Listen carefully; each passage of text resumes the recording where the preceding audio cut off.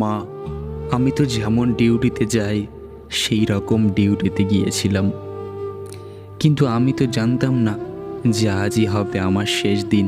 আমি তো আমার জুনিয়রদের সাথে কত গল্প করতে করতে রাতের খাবার খেয়েছিলাম। জানো মা, অনলাইন থেকে অর্ডার করে আনিয়েছিলাম আমার প্রিয় খাবারটা, ওটাই আজ খেয়েছিলাম। তখনও যদি একটু বুঝতে পারতাম এটাই শেষ খাওয়া, এটাই শেষ গল্প। ডিউটির বাদনে আমি যখন ক্লান্ত হয়ে গেলাম, আমার চোখ দুটো ঘুমে বন্ধ হয়ে যাচ্ছিল।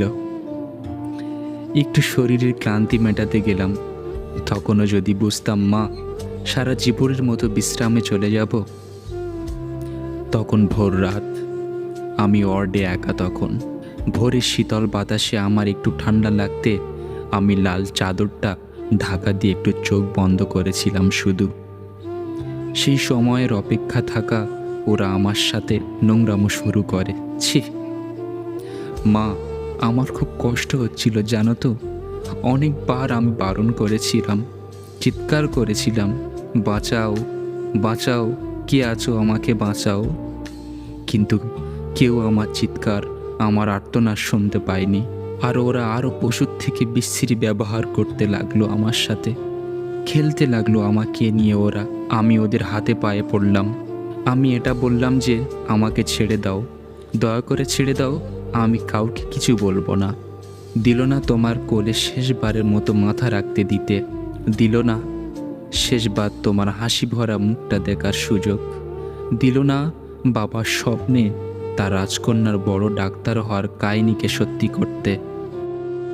আমার গলা টিপে ধরে, নিজেদের সর্বশক্তি দিয়ে আমার গলা টিপে ধরে। জানো মা, আমি অনেক চেষ্টা করেছিলাম বাঁচার, কিন্তু হয়তো আজ ভগবানও চায়নি যে আমি হয়তো বেঁচে থাকি। ওই পশুদের শক্তির কাছে আমি হেরে যাই, আমার গলার হাড় ভেঙে যায়। ওরা আমায় ওভাবেই ওখানে ফেলে রেখে চলে যায়, ওই বিভৎসভাবে। সকালে সবাই আসে, কিন্তু এ কি, আহা, আমি কারোর সাথে কথা কেন বলতে পারছি না? তোমাকেও দেখতে পাচ্ছি, তোমায় কত করে ডাকছি, তুমি শুনতে কেন পাচ্ছ না মা? এই তো দেখো না মা, ও মা, এই তো আমি, তুমি কাঁদছো কেন? কি হয়েছে তোমার? ও মা। দেখি মা সামনে একটা লাশের দিকে তাকিয়ে হাউমাউ করে কাঁদছে। লাশটার মুখ দেখতে পেয়ে আমিও শিউরে উঠি। এ কি, এটা যে আমার নিথর দেহ, আমি কি তবে মারা গেছি? আমিও কাঁদতে শুরু করলাম। সবাই আমার এই মৃত্যুতে শোকাহত।